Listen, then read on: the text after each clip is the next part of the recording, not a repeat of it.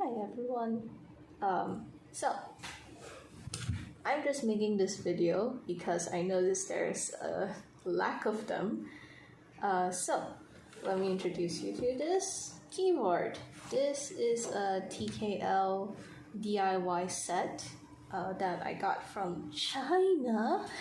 It's been popping around a lot lately, and it's just a DIY set. So it comes with the casing, the plate inside, and the PCB. The switches and keycaps and other modifications I had to add it myself. So I'm just making this video to show other people how to disassemble their kit so that they can add their modifications. They can add a proper sound dampener, and that's basically it. Right, they can add a proper sound dampener, and this stuff is actually unbranded, right? They have random Chinese names there, but take it as an unbranded thing. But the build quality is actually not bad. I mean, this is like pretty solid plastic. The plate is metal, and it's hooked into the PCB, which is sturdy, like really good. And then another reason why you need to disassemble it would be because sometimes this is a hot swap PCB. So sometimes the hot swap components are not exactly secured tightly. So if you ever have that problem, do not listen to tutorials.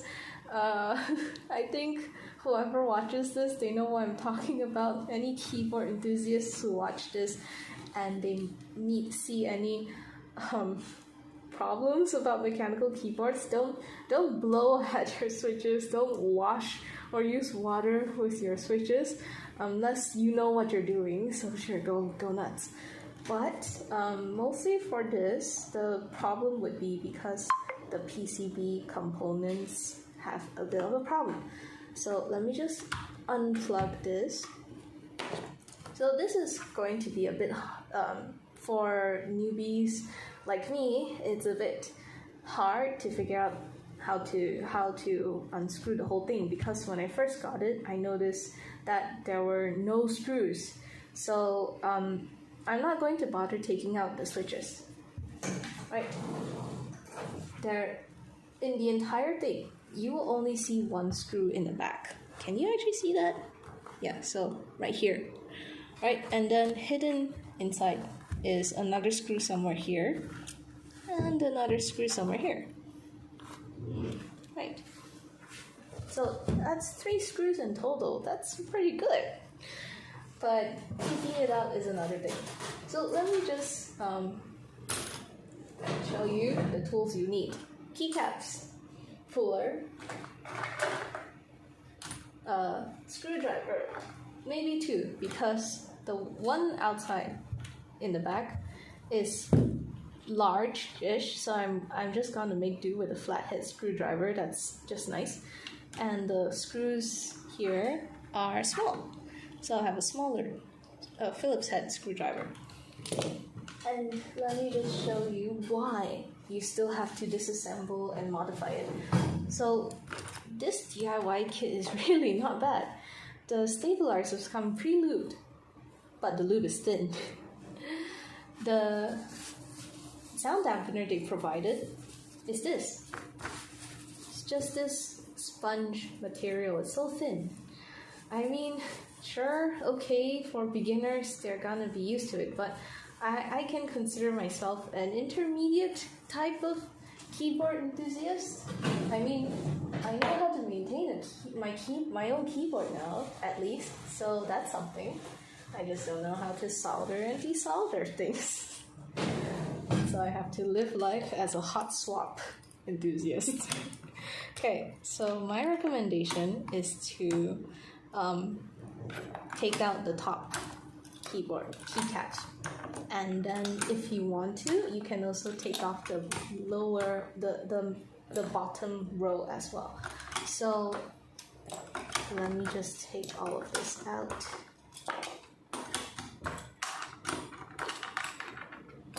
man, these keycaps are even tighter than usual. They're great though. Yeah, I actually like the aesthetics. And I used to be a huge fan of Initial D as a kid, influenced by my sister.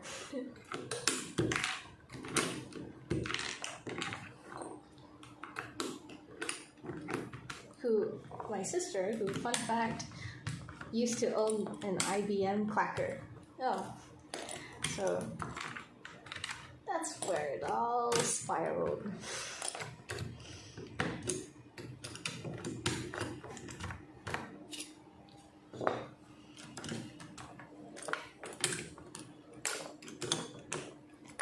Okay, so now we can see the interior a little. Yes, I am using Gateron Milky Yellows. They're lubed and filmed. The main typing area is Gateron Milky Browns. So, wait, listen to that. Yeah, pretty good, actually. I've lubed and wholly modded, Band-Aid mod, lubed and wholly modded the stabilizer. So, ta-da! And the plate is like pretty solid. It's not. It's still metallic, but not exactly like the highest quality stuff. But still, I can't exactly complain. I'm happy enough. So I've taken out. Oh wait, I have not. Wait, hang on. Scatterbrained. That's me. Okay, so the reason why is because I don't know how new these are, but no one's putting up tutorials for how to disassemble this. They put up tutorials on how to disassemble Royal Clutch or duckies or even some keycrons, but not this unbranded DIY set. So the screw is like this big. Yeah. That's for the back. So what I'm going to do is, along the top side, there are like 4 catches, which I need to like shimmy out. So, work your magic. If you do press down on the main part, make sure that you're not like pressing hard. Okay, we don't want to break anything. Oh. Okay, I got it. Okay, that's one. And now for the back. This is going to be a bit tougher because for the top part, there's no obstruction between the bottom housing and the plate. But for this part, there is a slight bit of obstruction. So what I'm going to do is I'm going to put my hand here just to make sure it doesn't move around and stuff.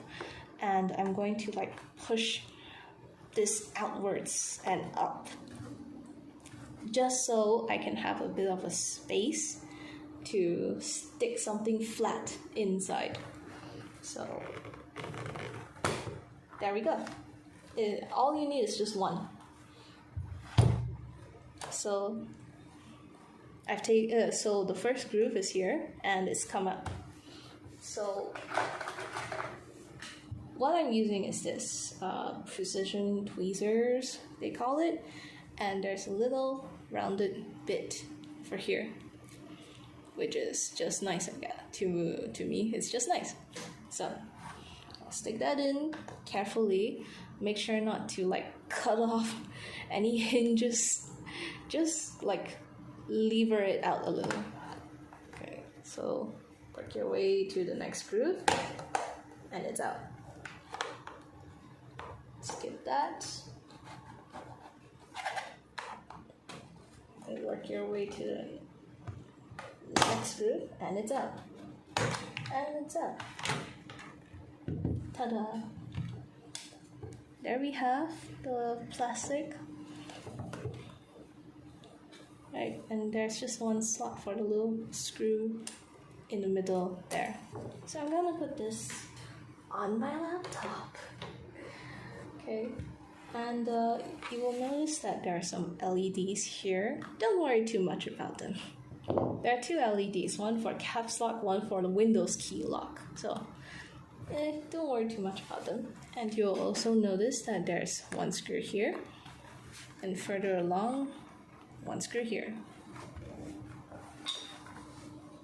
So from here, everything is pretty simple.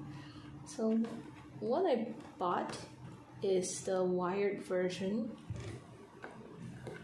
So there's just one set of wires attached to the Type-C port, USB Type-C port.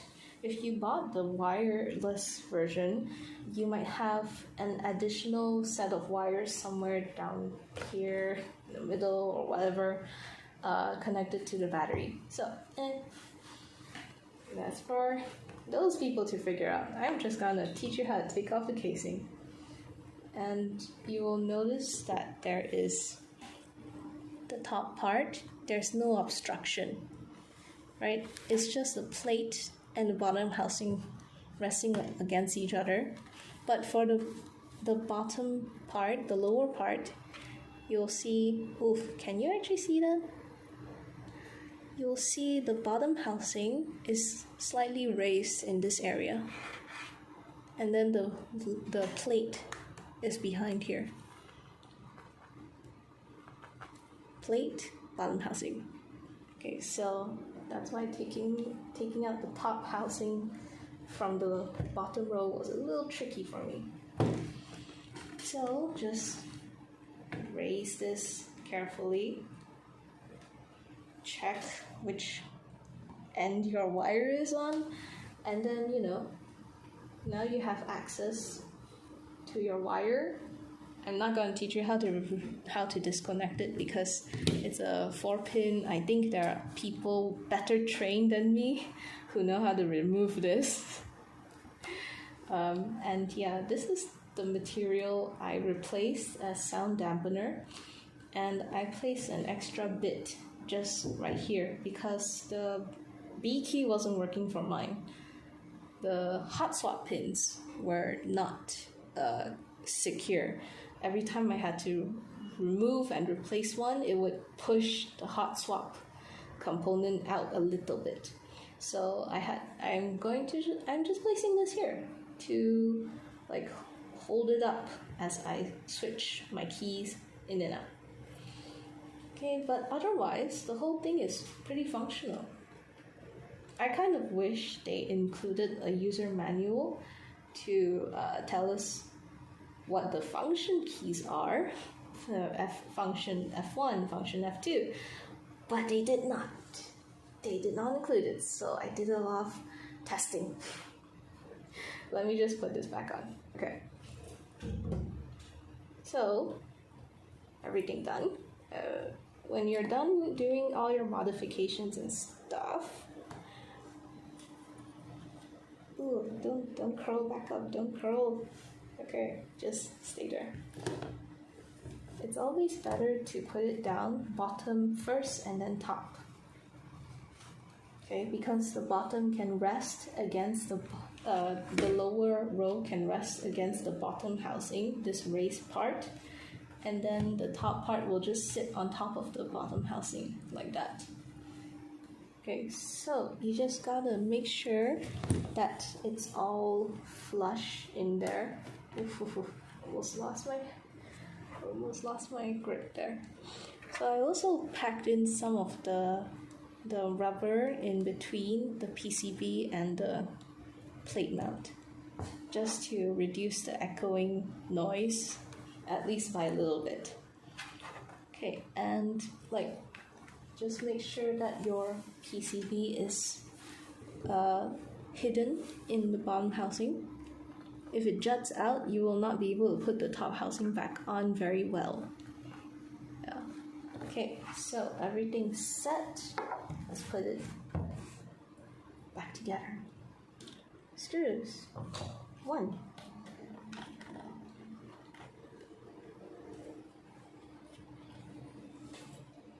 Second screw. This is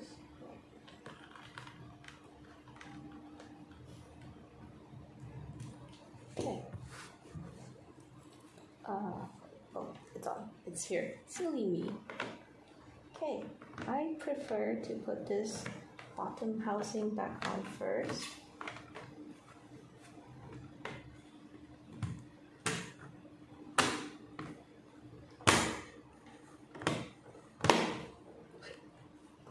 Then this one. Just make sure to squeeze the parts where the catch is. Everything is back in place. Nothing running weird. Nothing jutting out. Then we put the main screw back on. There are probably different terms for these positions, these screws, but I don't know them. Oof. Okay.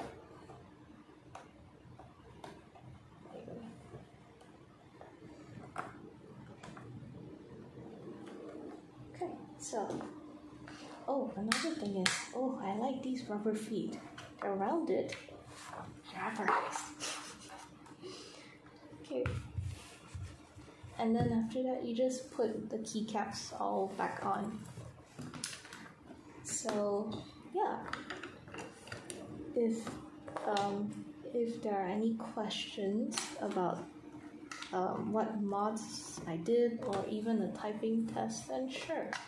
I can provide maybe a sound clip because I don't know how reliable it is to record myself typing. Can maybe provide a sound clip, and that's about it.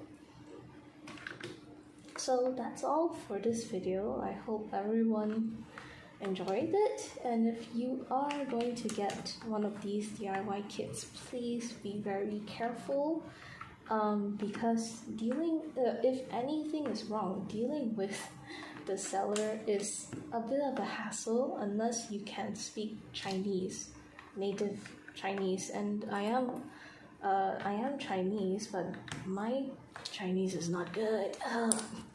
Super rusty. Okay, so I hope you enjoyed this video. Thank you for watching, and I hope you guys take care. Please do take care.